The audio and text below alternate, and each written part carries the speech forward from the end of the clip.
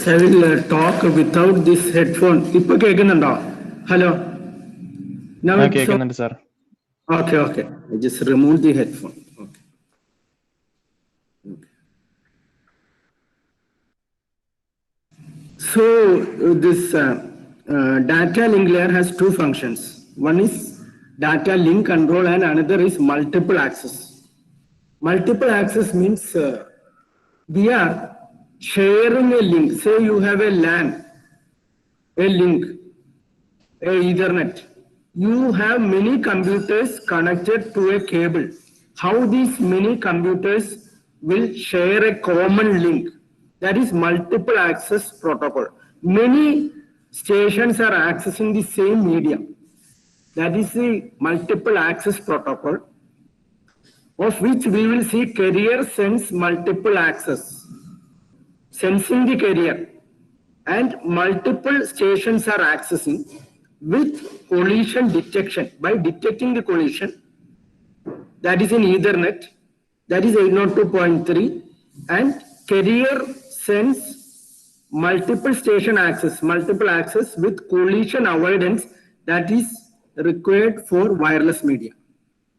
So in data link layer, one of the major function is media access control. We have random access. Random access means we have condension method. So like I am taking a class, say in a physical class, I am talking. And you all are listening. Students are listening, I am talking. So there is only one channel, that is the air in the classroom. That is the physical channel. So when I am talking, some other student is talking, it becomes mixed up and no one can make out what is being told.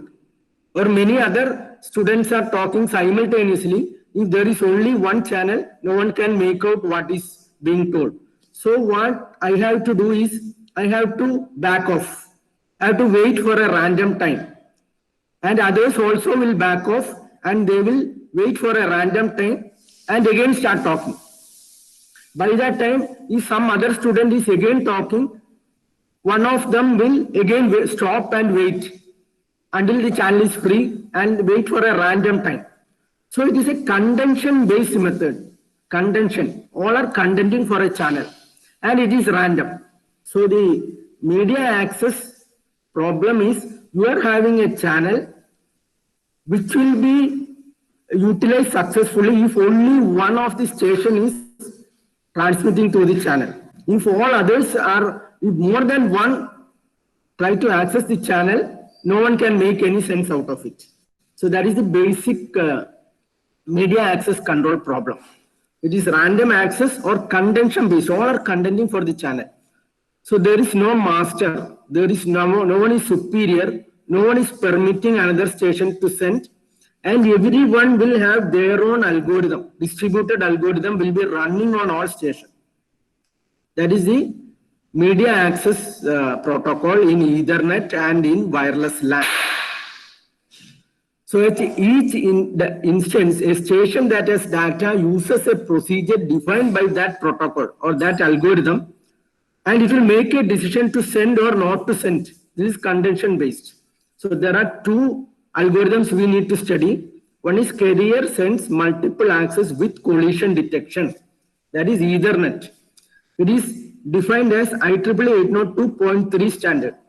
So just by listening to the name IEEE 802.3 or just 802.3, you should know that it is Ethernet. And Ethernet uses collision detection. And Ethernet is a wired medium. You have cables. And other one is carrier sends multiple access with collision avoidance. In wireless, it is difficult to detect collision. The signals are weak. There is considerable attenuation in wireless. So collision cannot be detected. So wireless LAN, we have collision avoidance. IEEE 802.11 is the standard. Wireless LAN standard is IEEE 802.11. There are many versions, A, B, C, D, and 802.3 also A, B, C, D, up to F or N or something like that. There will be variations. variation 802.3a, b, c, etc. But basically, we will study what is Ethernet and what is wireless LAN. So these all fall into random access MAC protocol, Ethernet and wireless LAN. So there will be collisions because there is no master. So it is possible that many stations transmit at the same time and collision could happen. However, second line, we have to recover from this collision using some procedure. The next line is only one shared medium, only one channel exists.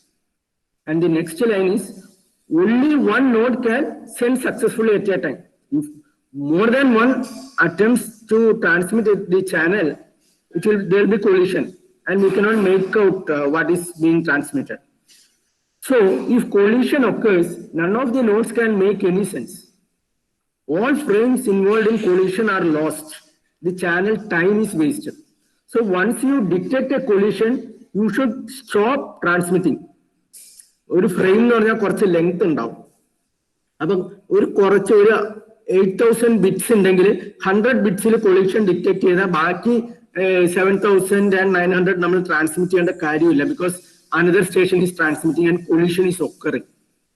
Now the main challenge is how to coordinate the access of multiple sending nodes. This is the media access control problem or multiple access protocol, MAC protocol. Called MAC protocol, it is a distributed algorithm. എല്ലാ നോഡിലും ഒരു algorithm ഉണ്ട്, ഒരു procedure ഉണ്ട്, അത് എല്ലാവരും follow ചെയ്യണം. Communication about the channel sharing must use the channel itself. ആ ഒരു ചാനൽ ഉള്ളൂ, ആ ചാനൽ യൂസ് ചെയ്ത് തന്നെ ഈ കമ്മ്യൂണിക്കേഷനിൽ നടക്കുകയും വേണം. So this is the issue of MAC, media access control. So this I have just put a slide which is channel partitioning, FDMA, TDMA, CDMA. We are not going into this.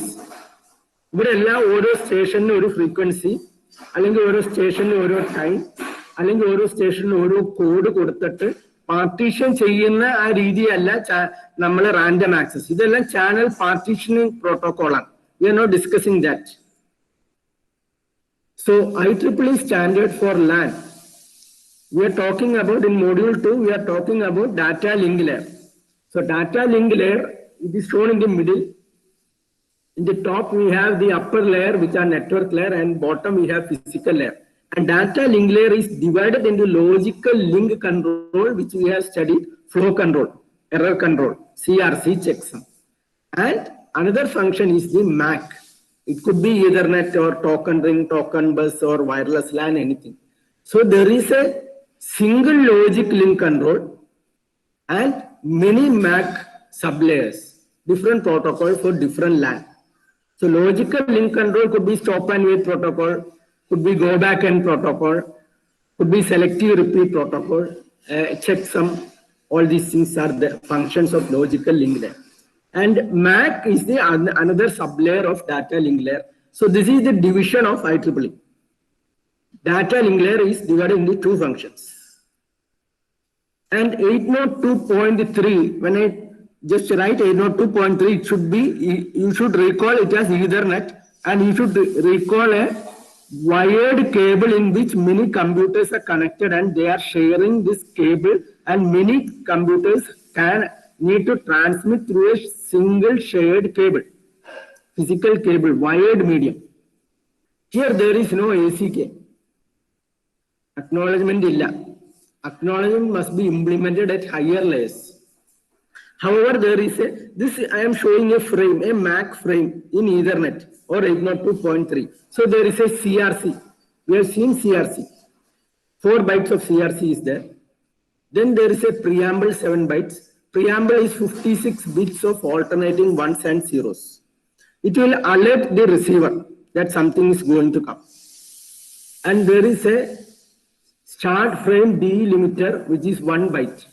So this is the particular pattern.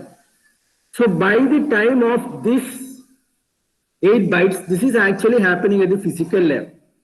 The physical layer lana, idana basically MAC layer lo varunna. Destination address, source address. അതായത് ഏത് station ആണോ, എല്ലാ സ്റ്റേഷനും ഒരു address വേണം. Specific ഒരു സ്റ്റേഷനെ address ചെയ്യണമെങ്കിൽ അതിനൊരു 6 ബൈറ്റ് ഡെസ്റ്റിനേഷൻ അഡ്രസ് ഉണ്ടാവും. അത് ഈ മാക് ഫ്രെയിമിൽ ഉണ്ടാവും. ഏത് സ്റ്റേഷനാണോ അയക്കുന്നത് അതിന് ഒരു മാക് അഡ്രസ് ഉണ്ടാവും, ഫിസിക്കൽ അഡ്രസ് 6 ബൈറ്റ്സ്. അത് നെറ്റ്വർക്ക് ഇന്റർഫേസ് കാർഡ് അല്ലെങ്കിൽ ലാൻ കാർഡിലാണ്. 48 ബിറ്റ് ആണ്. 6 bytes means 48 bits. 48 bits which is their physical address.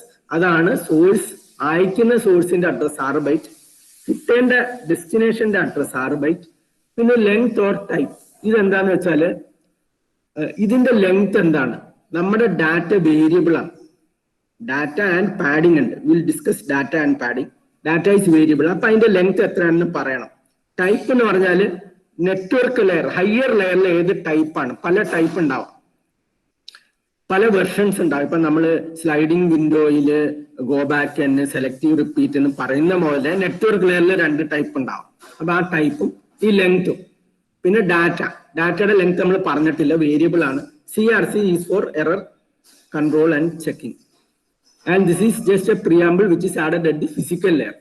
So this is the basic MAC frame structure for a Ethernet protocol or 802.3. So Ethernet frame. So Ethernet frame at the MAC layer, there is a destination address followed by source address 6 byte, length, data and padding, CRC. This data is variable. It should be a minimum of 46 bytes and maximum of 1500 bytes. So minimum length is 64 byte. So this is including this. You see this 18. 18 means this is 6, this is 6, 12, this is 2, 13, 14, this is 4, 18. So 18 is this addition. Destination address, source address, length and CRC together takes 18. So for 46 bytes, it will become 64 bytes, and 1500 byte payload, it will become 1518. 18 is the mandatory addition or the additional, what do you call the overhead over and above the data. So there is a minimum payload of 46 bytes and a minimum frame length of 64 bytes for a Ethernet frame, and the maximum is also defined. Now why minimum? Minimum is 64. Minimum is for proper functioning. We will see that why we need at least 64 bytes into 8. 64 into 8 is 512. Why need either? We should transmit at least 512 bits in an Ethernet frame. And maximum is limited because while Ethernet was framed, memory was expensive, so you cannot have a large size. Also, if you make the maximum size say 10,000, one station will grab the channel and it will monopolize the channel. So that should not happen. In any network, there should be fair allocation of resource. There should be fairness. No station should be starved. No station should be starved of this data transmission. It should be equitable distribution and there should be fair allocation. Appo namakku oru maximum venam. Minimum nammal onnudi discuss cheyum. So I told 6 bytes. This is 1 byte. 1 byte il 8 bit ഉണ്ട്. ഒരു 4 ബിറ്റിന് ഒരു HECS ആയിട്ടും അടുത്ത 4 ബിറ്റിന് ഒരു HECS. അപ്പൊ 2 HECS വന്നു. ഒരു ഹെക്സിൽ 4 ബിറ്റാണ്. അപ്പൊ അടുത്ത ഹെക്സിൽ 4 ബിറ്റ്. അപ്പൊ നമുക്ക് 12 ഹെക്സ് വരും. അപ്പൊ ഈ 2 ഹെക്സ് കൂടുമ്പോൾ ഒരു കോളൻ ഇടും. ഇതാണ് 48 ബിറ്റ് ഉണ്ട്. 6 ബൈറ്റ് എന്ന് പറഞ്ഞാൽ 48 ബിറ്റ്. ഓരോ 8 ബിറ്റ് കഴിഞ്ഞ് ഓരോ കോളൻ. ഓരോ 8 ബിറ്റും 2 4 ബിറ്റ് 2 ഹെക്സ്. അപ്പൊ ഇതാണ് അതിന്റെ format. See 4B. 4 is 100, B will be one pattern. So like that, this is the Ethernet address. It is physical address. That is in hexadecimal notation, it is 6 bytes. It is actually in the network interface card or the LAN adapter card. നിങ്ങൾ physical ആയിട്ട് ആ ഡിവൈസിൽ ഈ address ഉണ്ട്, physical address. നിങ്ങൾ ഒരു LAN adapter അല്ലെങ്കിൽ network interface കാർഡിൽ ഈ അഡ്രസ് ഉണ്ട്, അത് മാറുന്നില്ല. അത് ആ ഡിവൈസിന്റെ കൂടെ തന്നെ ഉണ്ട്. നിങ്ങൾ വേറൊരു നെറ്റ്വർക്കിൽ പോയാലും ഈ അഡ്രസ് മാറില്ല, നിങ്ങളുടെ IP അഡ്രസ് മാറും. IP അഡ്രസ് നെറ്റ്വർക്ക് ലെയറിലാണ്. ഫിസിക്കൽ അഡ്രസ് അല്ലെങ്കിൽ ലാൻ അഡ്രസ് അല്ലെങ്കിൽ MAC അഡ്രസ് അത് ഡാറ്റ ലിങ്ക് ലെയറിലാണ്. അത് ഹാർഡ്വെയർ ആയിട്ട് നെറ്റ്വർക്ക് ഇന്റർഫേസ് കാർഡ് അല്ലെങ്കിൽ ലാൻ അഡാപ്റ്റർ കാർഡിൽ ആണ്. അത് 48 ബിറ്റ്സ് ആണ്. IP അഡ്രസ്സിന്റെ സൈസും വേറെയാണ്, IP അഡ്രസ് വേറെ ലെയറിലും ആണ്. IP അഡ്രസ് നമ്മൾ നെറ്റ്വർക്ക് മാറുമ്പോൾ മാറുകയും ചെയ്യും, ഫിസിക്കൽ അഡ്രസ് അങ്ങനെ മാറില്ല. So we are talking about data link layer in module 2, and we have this Ethernet which uses this address, physical address. So in this physical address I told 6 bytes. ഈ ആദ്യത്തെ ബൈറ്റിലെ last bit, ആദ്യത്തെ ബൈറ്റിലെ ഈ bit ആണ് അത് യൂണികാസ്റ്റ് ആണോ multicast ആണോ broadcast ആണോ എന്ന് തീരുമാനിക്കുന്നത്. നമ്മൾ അഡ്രസ്സിൽ യൂണികാസ്റ്റ് എന്ന് പറഞ്ഞാൽ ഒരു സെൻഡർ ഒരു റിസീവർ, അതാണ് യൂണികാസ്റ്റ്. മൾട്ടികാസ്റ്റ് എന്ന് പറഞ്ഞാൽ ഒരു sender A group of receiver. Broadcast എന്ന് പറഞ്ഞാൽ ഒരു സെൻഡറും ബാക്കി എല്ലാവരും റിസീവർ. അപ്പൊ ബ്രോഡ്കാസ്റ്റ് ആണെങ്കിൽ നമ്മൾ 16 FF, ഇത് മുഴുവൻ FF ആയിരിക്കും ബ്രോഡ്കാസ്റ്റ് ആണെങ്കിൽ. നമ്മുടെ ഡെസ്റ്റിനേഷൻ അഡ്രസ്സിൽ നമ്മൾ 6 ബൈറ്റില് ഓരോ ബൈറ്റിലും FF ആയിരിക്കും, ഓരോ ബൈറ്റിലും FF ആണ്. അങ്ങനെയാണെങ്കിൽ എല്ലാ സ്റ്റേഷനും റിസീവ് ചെയ്യും, ഒരാൾ ട്രാൻസ്മിറ്റ് ചെയ്ത് ആ ലാൻഡിലുള്ള എല്ലാ സ്റ്റേഷനും റിസീവ് ചെയ്യും. മൾട്ടികാസ്റ്റ് ആണെങ്കിൽ അത് ഒരു ഗ്രൂപ്പ്, യൂണികാസ്റ്റ് ആണെങ്കിൽ specific. So you should know the difference between unicast, multicast and broadcast. Broadcast means all are receiving. Unicast means a single receiver. Multicast means a set of receivers. Now, standard Ethernet നമ്മൾ ഇങ്ങനത്തെ terminology വരും. 10/5, 10/2, 10/T, 10/F. F എന്ന് പറഞ്ഞാൽ fibre optic, T എന്ന് പറഞ്ഞാൽ twisted pair, 2 എന്ന് പറഞ്ഞാൽ thin coaxial, 5 എന്ന് പറഞ്ഞാൽ തിക്ക് കോയാക്സിയൽ. അതൊരു സ്ട്രക്ചറാണ്, കേബിളിന്റെ സ്ട്രക്ചർ. ബേസ് എന്ന് പറഞ്ഞാൽ ബേസ് ബാൻഡ്. ബേസ് ബാൻഡ് എന്ന് പറഞ്ഞാൽ നമ്മൾ കരിയറിന് മോഡുലേറ്റ് ചെയ്ത് അയക്കാത്തതാണ് ബേസ് ബാൻഡ്. നമ്മൾ കമ്പ്യൂട്ടർ കമ്മ്യൂണിക്കേഷനിൽ ഒരു കരിയർ എടുത്ത് മോഡുലേറ്റ് ചെയ്ത് അയക്കുന്നില്ല ഈ ഈതർനെറ്റിലൊന്നും. ബേസ് ബാൻഡ് സിഗ്നൽ അതേപടി അയക്കുന്നതാണ്, മോഡുലേഷൻ ഇല്ല, കരിയർ ഇല്ല, അതാണ് ബേസ് ബാൻഡ്. 10 എന്ന് പറഞ്ഞാൽ 10 Mbps, കുഡ് ബി 100 ഓർ വേറെ വരാം. ഇത് 10 Mbps എക്സാമ്പിൾ ആണ്. I just show this Ethernet technologies. 10/2 എന്ന് പറഞ്ഞാൽ 10 Mbps is 10. 2 എന്ന് പറഞ്ഞാൽ 100-200 meter maximum cable length, and B is baseband transmission which use Manchester coding, and this 2 signifies thin coaxial cable in bus terminology. So there will be some distance to which it will travel, and we need to have repeaters. There will be connectors. These are the stations. There will be adapter and the terminators, everything. Repeater repeats the bits. Okay. So this is the basic technology in Ethernet. So 10/T വരാം. അപ്പോൾ അത് T എന്ന് പറഞ്ഞാൽ fast Ethernet. T stands for twisted pair. 100 base ആണ് fast Ethernet. 10 normal Ethernet. അപ്പൊ ഇതെല്ലാം hub, twisted pair ഹബ്ബിലേക്ക് connect ചെയ്യും. നമ്മൾ ഓരോ ഹബ്ബിലേക്ക് ഓരോ സ്റ്റേഷൻ കണക്ട് ചെയ്ത് 10/T. ഇത് വേണമെങ്കിൽ ഹയർ സ്പീഡ് ആവാം ബാക്ക് ബോൺ. അപ്പൊ ഇതാണ് നമ്മുടെ ഒരു ഈതർനെറ്റ് കണക്ഷൻ. പല ഡിപ്പാർട്ട്മെന്റ്, ഇലക്ട്രിക്കലും ഇലക്ട്രോണിക്സും സിസ്റ്റം, ഇതെല്ലാം കൂടി ഓരോ നെറ്റ്വർക്ക് അതിനെ വീണ്ടും ഹയർ ലെവലിലേക്ക് കണക്ട് ചെയ്യുന്നു. അപ്പൊ ഇത് ഓരോന്നിനും ഓരോ ഡിസ്റ്റൻസ് ഉണ്ട്. 100 meters ആയിരിക്കും 10/T. ഈതർനെറ്റിൽ എല്ലാം CSMA CD ആണ്. ഇതെല്ലാം hub connected by twisted pair using star topology. ഇനി ഹബിന് കുറച്ച് കേപ്പബിലിറ്റി ഉണ്ട്. ജാബറിംഗ് അഡാപ്റ്ററിനെ ഡിസ്കണക്ട് ചെയ്യാനുള്ള കേപ്പബിലിറ്റി ഉണ്ട്. So it can gather and monitor information to display to LAN administrators. Hub has certain capability. This hub എന്ന് പറഞ്ഞാൽ ഓരോ സോക്കറ്റ് ഉണ്ട്. അപ്പൊ 10 സോക്കറ്റ് ആണെങ്കിൽ 10 സ്റ്റേഷനിൽ നിന്ന് ട്വിസ്റ്റഡ് പെയർ നമുക്ക് പ്ലഗ് ഇൻ ചെയ്യാം. We have seen the Jack. What type of jack is used? RJ. ഇനി ജിഗാബൈറ്റ് ഉണ്ട്. ജിഗാബിറ്റ് എന്ന് പറഞ്ഞാൽ സ്പീഡ് കൂടിയ ഈതർനെറ്റ്. സ്പീഡ് കൂടിയ ഈതർനെറ്റ് ആണ്. 802.3Z. ഞാൻ പറഞ്ഞു വെർഷൻസ് ABCDZ വരെ. അപ്പൊ 802.3 ആണ് standard. Okay.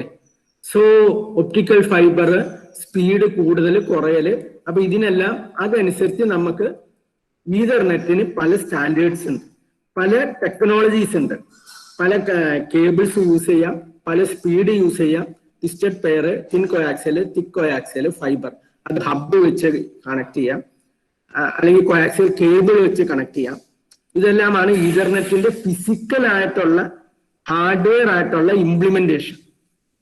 Okay, that is regarding the wiring part and the hardware, how you form the Ethernet. Now, what is CSMA CD? നമ്മൾ CSMA CD പഠിക്കണമെങ്കിൽ CSMA പഠിക്കണം, അതിന് മുന്നേ അലോഹ പഠിക്കണം. പക്ഷെ അതിനൊന്നും സമയമില്ലാത്തതുകൊണ്ട് I go directly to CSMA CD. So what happened is, there is a station A, this is a computer, B is a computer, C is a computer, D is a computer, all are connected on a line. ഒരു കേബിളിലാണ് connect ചെയ്യുന്നത്.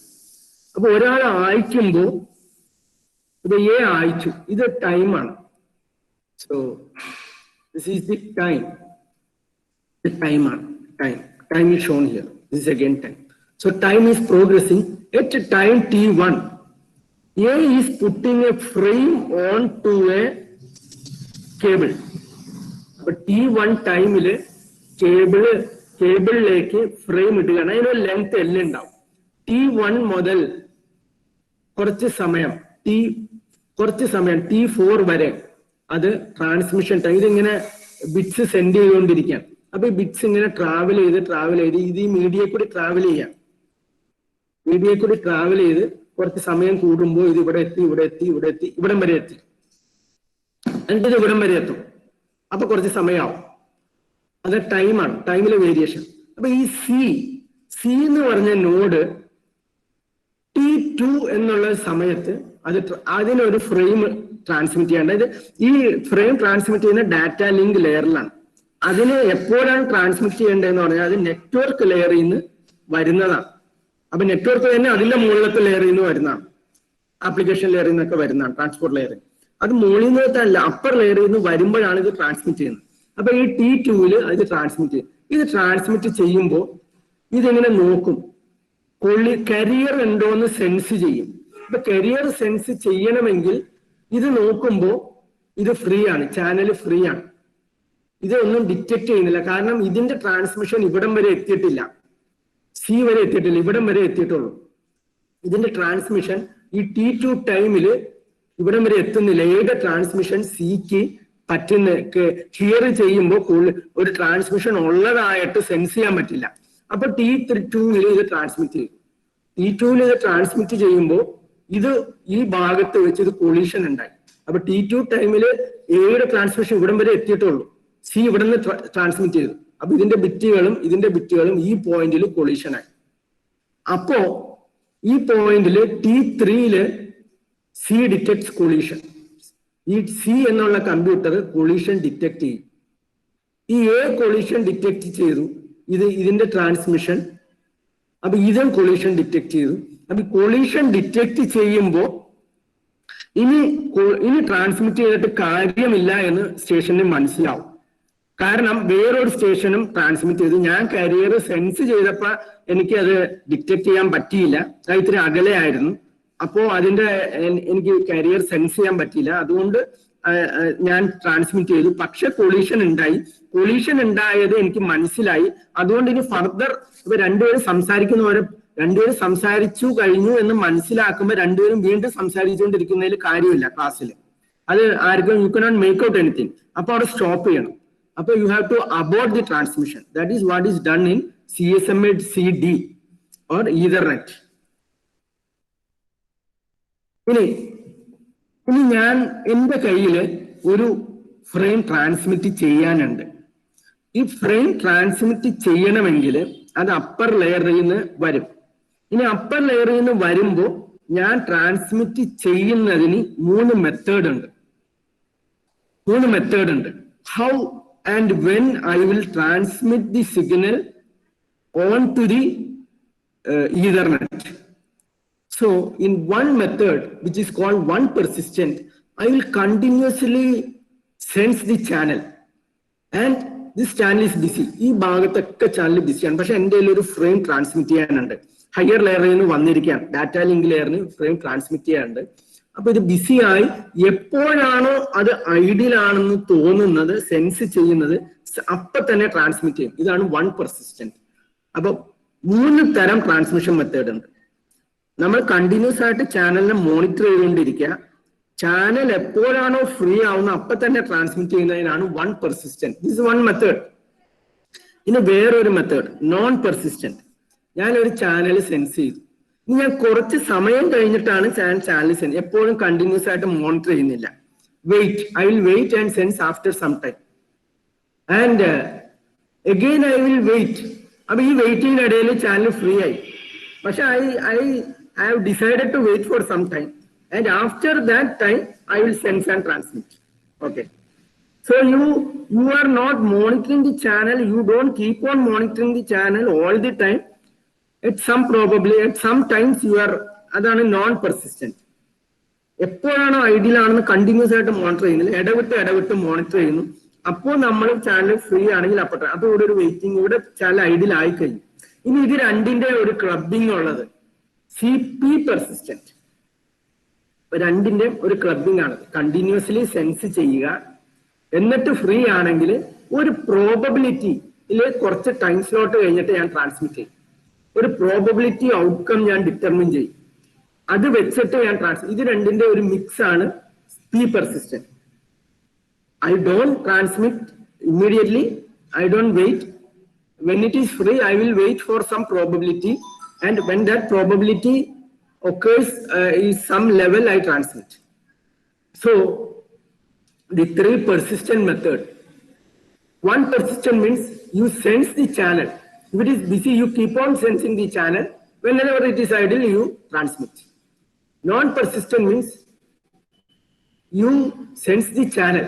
If it is busy, you wait randomly and then sense the channel, and then if it is idle, you transmit. Okay. You club these two. You are having a channel, you continuously sense the channel. If it is idle, once you find it idle, maybe you flip a coin or find a probability. What is the probability outcome? If it is less than that's a defined value, you are flipping a coin, and if it is less than a desired value, you can transmit. If it is greater than a value, you wait for a slot, and then if the channel is idle, you go again for the probability outcome, the same process. If channel is busy, you use a backoff process as the collision has occurred. So we'll discuss these things. So 3 methods are there for transmission. One is one persistent, one is non-persistent, one is mix of both. Now, I told about a minimum time or a minimum frame length. So you just look at this example. A network is using CSMA CD. Bandwidth എന്ന് പറഞ്ഞാൽ 10 Mbps എന്ന് പറയും. അത് നെറ്റ്വർക്കിലെ ഒരു nomenclature ആണ്. ആ ലിങ്കിന്റെ സ്പീഡാണ് 10 Mbps. ഒരു maximum propagation time, including delay in devices and ignoring the time needed to send a jamming signal. Jamming signalനെ പറ്റി ഞാൻ പറഞ്ഞിട്ടില്ല. ഒരു കൊളീഷൻ ഡിറ്റക്ട് ചെയ്താൽ, എയും സിയും ട്രാൻസ്മിറ്റ് ചെയ്ത് ഒരു കൊളീഷൻ ഡിറ്റക്ട് ചെയ്താൽ ബാക്കി എല്ലാ സ്റ്റേഷനോടും അറിയിക്കണം അവിടെ സിഗ്നൽ ട്രാൻസ്മിഷൻ നടക്കുന്നുണ്ട്. അപ്പോൾ നിങ്ങൾ ഇപ്പൊ ആരും ട്രാൻസ്മിറ്റ് ചെയ്യാൻ പാടില്ല. അപ്പൊ കാരണം ഒരു ഫ്രെയിം ട്രാൻസ്മിറ്റ് ചെയ്ത് ബാക്കി ബിറ്റ്സ് എല്ലാം അങ്ങേ അറ്റം വരെ ട്രാൻസ്മിറ്റ് ചെയ്ത് പോകണം. അപ്പൊ ഒരു ജാമിങ് സിഗ്നൽ ബാക്കി എല്ലാവരും അറിയിക്കാൻ വേണ്ടി അയക്കുന്ന ഒരു സിഗ്നലാണ് ജാമിങ് സിഗ്നൽ. അപ്പൊ നമുക്ക് ഒരു എൻഡിന് വേറൊരു എൻഡിലേക്ക്, ഒരു കേബിളിന്റെ എൻഡിലേക്ക് ട്രാൻസ്മിറ്റ് ചെയ്യാനുള്ള സമയമാണ് പ്രൊപ്പഗേഷൻ ടൈം. അത് 25.6 മൈക്രോ സെക്കൻഡ് ആണെന്ന് വിചാരിക്കാം. What is the minimum size of the frame? അതായത് നമ്മൾ ഫ്രെയിമിന് ഒരു ട്രാൻസ്മിഷൻ ടൈം ഉണ്ട്. അതായത് ഒരു 25.6 ആണ് പ്രൊപ്പഗേഷൻ ടൈം. ഈ പ്രൊപ്പഗേഷൻ ടൈമിന്റെ ഇരട്ടി എന്ന് വെച്ചാൽ റൗണ്ട് ടിപ്പ് പ്രൊപ്പഗേഷൻ ടൈം. അപ്പൊ നമ്മൾക്ക് ഒരു സ്റ്റേഷൻ ഒരു ബിറ്റ് അയച്ചിട്ട് മറ്റേ എൻഡില്, ഈഥർനെറ്റിന്റെ മറ്റേ എൻഡിൽ എത്തിയാനുള്ള ഒരു ടൈം എന്ന് വെച്ചാൽ 25.6. തിരിച്ചു വരാനുള്ള ടൈം എന്ന് പറഞ്ഞാൽ വീണ്ടും 25.6. അപ്പൊ അങ്ങനെയാണെങ്കിൽ ഒരു ബിറ്റ് പോയിട്ട് അത് തിരിച്ചു വരാൻ ആ കൊളീഷൻ ഡിറ്റക്ട് ചെയ്യാനുള്ള മാക്സിമം ടൈം ആണ് 51.2 മൈക്രോ സെക്കൻഡ്. കൊളീഷൻ അങ്ങേ അറ്റത്താണ് സംഭവിക്കുന്നതെങ്കിൽ അവിടം വരെ എത്തുമ്പോഴാണ് ഇന്റർനെറ്റിന്റെ എൻഡിലെ കമ്പ്യൂട്ടറിൽ വെച്ചാണ് അത് ട്രാൻസ്മിറ്റ് ചെയ്യുന്നത്. അത് അവിടെ എത്തുമ്പോഴാണെങ്കിൽ മാക്സിമം ടൈം എന്ന് പറഞ്ഞാൽ ഡിറ്റക്ട് ചെയ്യാൻ 51.2 മൈക്രോ സെക്കൻഡ് ആണ്. അങ്ങനെയാണെങ്കിൽ minimum size of the frame, അപ്പൊ ഞാൻ പറഞ്ഞില്ലേ ഈ ടൈം കൊണ്ട് നമുക്ക് എത്ര ബിറ്റ് ട്രാൻസ്മിറ്റ് ചെയ്യാൻ പറ്റും? ഈ 51.2 ആയിട്ടുള്ള round trip time micro second ആയിട്ടുള്ള സമയത്ത് 10 Mbps ചാനലിന് എത്ര ബിറ്റ് ട്രാൻസ്മിറ്റ് ചെയ്യാന്ന് പറഞ്ഞാൽ 10 Mbps ആണെങ്കിൽ 1/10 മെഗാബിറ്റിന് 51 ഇത് മൾട്ടിപ്ലൈ ചെയ്യുമ്പോൾ 512 ബിറ്റ് ആണ്. അങ്ങനെയാണ് നമ്മൾ 10 Mbps ലൈനില് നമുക്ക് അവരങ്ങനെയാണ് അറൈവ് ചെയ്തിരിക്കുന്നത്. 512 ബിറ്റുകൾ ട്രാൻസ്മിറ്റ് ചെയ്യണം എങ്കിലാണ് നമുക്ക് ഈ സമയം കൊണ്ട് ഇത്രയും ട്രാൻസ്മിഷൻ നടക്കും. അതാണ് മിനിമം ടൈം. അങ്ങനെയാണ് അവർ മിനിമം ടൈം കണ്ടെത്തിയിരിക്കുന്നത്. മാക്സിമം ടൈം എന്ന് പറഞ്ഞാൽ നമുക്ക് ഒരു മോണോപ്പൊളി ഉണ്ടാവാണ്ടിരിക്കാൻ. അപ്പോൾ ഈതർനെറ്റിന് ഒരു മിനിമം ടൈമിന് ഒരു കാൽക്കുലേഷൻ ഉണ്ട്, മാക്സിമം നമ്മൾ ഫെയർനെസ്സിന് വേണ്ടി വെച്ചിട്ടുണ്ട്. പിന്നെ കൊളീഷൻ ഡിറ്റക്ഷൻ ആണ്. ഒരു കേബിളിനകത്ത് കുറെ കമ്പ്യൂട്ടർ കണക്ട് ചെയ്തിരിക്കുകയാണ്. അപ്പൊ ഒരു സ്റ്റേഷൻ എപ്പോ ട്രാൻസ്മിറ്റ് ചെയ്യണം, അപ്പൊ കൊളീഷൻ ഡിറ്റക്ട് ചെയ്താൽ എന്ത് സംഭവിക്കണം, ഇതെല്ലാം ഒരു അൽഗോരിതമായിട്ട് നമ്മൾ ഓരോ സ്റ്റേഷനിലും ഒരു പ്രൊസീജിയർ വേണം. അപ്പൊ അതാണ് ഫ്ലോ ഡയഗ്രാം ഓഫ് CSMA-CD. ഇതില് K is the number of attempt. അതായത് ഒരു കൊളീഷൻ ഉണ്ടായാൽ നമ്മൾ വീണ്ടും സെൻഡ് ചെയ്യും. അപ്പൊ ഫസ്റ്റ് റീട്രാൻസ്മിഷൻ വീണ്ടും സെൻഡ് ചെയ്യും. അങ്ങനെ എത്ര നമ്പർ ഓഫ് അറ്റംപ്റ്റ് ആണ് K. ഇനി TP എന്ന് വെച്ചാൽ എത്രയാണ് മാക്സിമം പ്രൊപ്പഗേഷൻ ടൈം, ആ Ethernet കേബിളിലെ maximum propagation time. TFR എന്ന് വെച്ചാൽ ആവറേജ് ട്രാൻസ്മിഷൻ ടൈം, ഒരു ഫ്രെയിമിന്റെ ഒരു ലെങ്ത്തിന്റെ ആവറേജ് ട്രാൻസ്മിഷൻ ആ ലിങ്കിലേക്ക് ഇടാനുള്ള സമയം. D എന്ന് പറഞ്ഞാൽ ബാക്ക് ഓഫ്, അതായത് നമ്മൾ കൊളീഷൻ ഡിറ്റക്ട് ചെയ്താൽ ഒരു റാൻഡം ടൈം ബാക്ക് ഓഫ് ചെയ്യും. അപ്പൊ നമ്മൾ സംസാരിക്കുമ്പോൾ, ക്ലാസ്സിൽ സംസാരിക്കുമ്പോൾ രണ്ടുപേരും ഒരുമിച്ച് സംസാരിക്കുമ്പോൾ രണ്ടുപേരും നിർത്തും, എന്നിട്ട് ഒരു ബാക്ക് ഓഫ് പ്രോസസ് ഉണ്ട്. രണ്ടാമത്തെ തവണ സംസാരിക്കുമ്പോൾ വീണ്ടും നമ്മൾ സംസാരിക്കുമ്പോൾ വീണ്ടും കൊളീഷൻ വന്നാൽ ആ ബാക്ക് ഓഫിന്റെ കുറച്ചും കൂടി സമയം കൂട്ടും. മൂന്നാമത്തെ സമയം അങ്ങനെയാണ് K എന്ന് പറഞ്ഞാൽ K ടൈംസ് ആണ്. ഇനി K ടൈംസ് വരെ കൊളീഷൻ ഉണ്ടാവാം. അപ്പൊ ഓരോ ടൈം നമ്മൾ ബാക്ക് ഓഫ് ടൈം കൂട്ടും. അപ്പൊ അതായത് പല തവണ ഈ K എന്ന് പറഞ്ഞാൽ 1, 2, 3, 4, 5, 6, 7 വരുമ്പോ നമ്മൾ മനസ്സിലാക്കുന്ന കണ്ടമാനം ആൾക്കാർ ഒരേ സമയം ട്രാൻസ്മിറ്റ് ചെയ്യുമ്പോഴാണ് വീണ്ടും കൊളീഷൻ വരുന്നത്. അപ്പൊ നമ്മുടെ ബാക്ക് ഓഫ് കൂട്ടണം. അപ്പൊ ഓരോ കൊളീഷൻ വരുമ്പോഴും നമ്മൾ ബാക്ക് ഓഫ് കൂട്ടണം. അതാണ് ബാക്ക് ഓഫ് ടൈം നമ്മൾ കൂട്ടിക്കൊണ്ടിരിക്കും. അങ്ങനെ ഒരു അൽഗോരിതം നമ്മൾ ഡിവൈസ് ചെയ്യണം. അപ്പൊ ഈ എല്ലാ സ്റ്റേഷൻ ട്രാൻസ്മിറ്റ് ചെയ്യാന്ന് പറഞ്ഞാൽ അതാത് സ്റ്റേഷന്റെ ഹയർ ലെയറിൽ നിന്ന്, ആപ്ലിക്കേഷൻ ലെയറിൽ നിന്ന്, നെറ്റ്വർക്ക് ലെയറിൽ നിന്നൊക്കെ ഇങ്ങനെ ഡാറ്റ വന്നുകൊണ്ടിരിക്കുകയാണെന്ന് അർത്ഥം. ആ ഡാറ്റ റാൻഡം നേച്ചറാണ് ആപ്ലിക്കേഷൻ റൺ ചെയ്യുന്നത്. അതൊന്നും സിസ്റ്റമാറ്റിക് ആയിട്ട് ഒരു പർട്ടിക്കുലർ ഓർഡറിലായിട്ടല്ല വരുന്നത്. അത് റാൻഡം ആയിട്ടാണ് ആപ്ലിക്കേഷൻ റൺ ചെയ്യുന്ന അനുസരിച്ചാണ് ഓരോ സ്റ്റേഷനിലും ഫ്രെയിം ട്രാൻസ്മിറ്റ് ചെയ്യാൻ ഉണ്ടാവുന്നത്. Okay, now I think it is time I will just discuss this briefly, and then I don't think I can complete this. ഞാൻ ഈ ഭാഗം ഒരു നരേഷൻ ആയിട്ട് ഇന്നത്തെ ഇത് ഞാൻ അയച്ചോളാം. ഓക്കെ, ഇന്നത്തെ ഇത് ഞാൻ ഒരു നരേഷൻ ആയിട്ട് അയച്ചോളാം. എനിക്കൊരു 2-3 സ്ലൈഡ് ഉണ്ട്. അപ്പൊ ആ നരേഷനിൽ ഞാൻ ഈ അൽഗോരിതം ഞാൻ പറയും, ഈ അൽഗോരിതം എക്സ്പ്ലെയിൻ ചെയ്യും. പിന്നെ ആ അൽഗോരിതം തന്നെ ഞാനൊരു basically what happens is transmit and monitor the channel, detect another transmission, അത് abort and send jam signal, അതെല്ലാവരും അറിയണം. എന്നിട്ട് അതൊരു ബാക്ക് ഓഫിൽ പോകും. ഈ ബാക്ക് ഓഫ് എന്ന് പറഞ്ഞാൽ ജാം സിഗ്നൽ എന്ന് പറഞ്ഞാൽ കൊളീഷൻ എല്ലാവരും അറിയിക്കാൻ വേണ്ടിയാണ്. ബാക്ക് ഓഫ് എന്ന് പറഞ്ഞാൽ adapt retransmission transmission attempts to the estimated current load. ഇപ്പോൾ എത്ര നോഡുകൾ ഇപ്പോൾ ആക്റ്റീവായിട്ട് ട്രാൻസ്മിഷനിൽ ഉണ്ട് എന്ന അനുസരിച്ച് നമ്മൾ ബാക്ക് ഓഫിന്റെ വിൻഡോ കൂട്ടിക്കൊണ്ടിരിക്കും. ആ ബാക്ക് ഓഫിന്റെ വിൻഡോ കൂട്ടുന്നതാണ് ഇവിടെ. Choose a random number R between 0 and 2⁻k-1. അപ്പൊ കെയുടെ എണ്ണം കൂടുമ്പോൾ ഇത് കൂടിക്കൊണ്ടിരിക്കും. അപ്പൊ ബാക്ക് ഓഫ് കൂടിക്കൊണ്ടിരിക്കും. കൂടുതൽ സ്റ്റേഷന് സിഗ്നൽ ട്രാൻസ്മിറ്റ് ചെയ്യാനുണ്ട് എന്ന് അറിയുന്നതനുസരിച്ച് ബാക്ക് ഓഫ് ടൈം കൂട്ടുന്നതാണ് ഇത്. അപ്പൊ ഓരോ കൊളീഷനിലാണ് കെ ഇൻക്രിമെന്റ് ചെയ്യുന്നത്. അപ്പൊ കെ കൂടുന്നതനുസരിച്ച് 2k കൂടിയിട്ട് ബാക്ക് ഓഫ് ടൈം കൂടും. അപ്പൊ ഇവിടെ നമ്മൾ ചെയ്യുന്നത് ഇനിഷ്യൽ ചെയ്തു ഏതെങ്കിലും ഒരു പെർസിസ്റ്റന്റ് മെത്തേഡിൽ ട്രാൻസ്മിഷൻ നടത്തി അത് ഓക്കെ ആണ്, കൊളീഷൻ ഇല്ലെങ്കിൽ സക്സസ് ആയി. മിനിമം ഇതാണ്. കെയില് ഒരു പെർസിസ്റ്റന്റ് മെത്തേഡ് ഉണ്ടാവും, അതിൽ ട്രാൻസ്മിഷൻ നടത്തി അത് ഓക്കെ, കൊളീഷൻ ഇല്ല എങ്കിൽ സക്സസ് ആയി. കൊളീഷൻ ഉണ്ടെന്ന് അറിയണമെങ്കിൽ ട്രാൻസ്മിറ്റ് ചെയ്യുമ്പോൾ തന്നെ റിസീവ് ചെയ്തുകൊണ്ടിരിക്കണം. അപ്പൊ കൊളീഷൻ വന്നു കഴിഞ്ഞാൽ നമ്മൾ ജാമിങ് സിഗ്നൽ മറ്റുള്ളവരെ അറിയിക്കും. ഫസ്റ്റ് റീട്രാൻസ്മിഷൻ ആയി, അപ്പൊ 15 വരെ എത്തിയോ, 15 വരെ അറ്റംപ്റ്റ് കഴിഞ്ഞാൽ അബോർട്ട് ചെയ്യാം. 15 വരെ വന്നില്ല എങ്കിൽ 0 മുതൽ 2⁻1 - 2 എന്നുള്ള ഒരു നമ്പർ എടുക്കും. ഒരു 5ാമത്തേതാകുമ്പോൾ 2⁵. 2⁵5 എന്ന് പറഞ്ഞാൽ 2⁵35 എന്ന് പറഞ്ഞാൽ 32 ആയി. 0-ന് 32 ഇടയ്ക്കുള്ള ഒരു നമ്പർ എടുക്കും.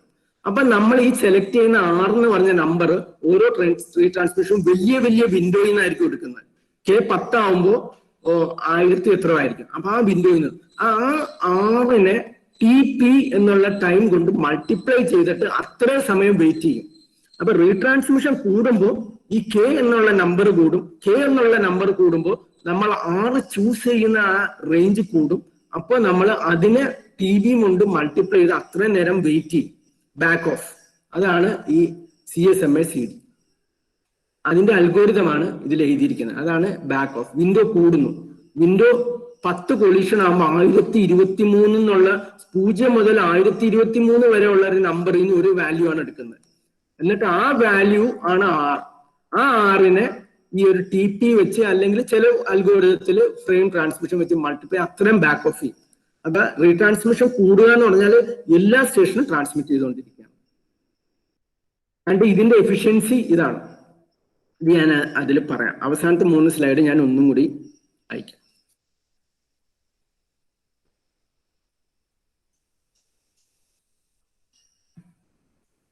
Okay then, thank you then. So you can continue with the next class. So I will send that algorithm portion as a narration. That portion I will describe.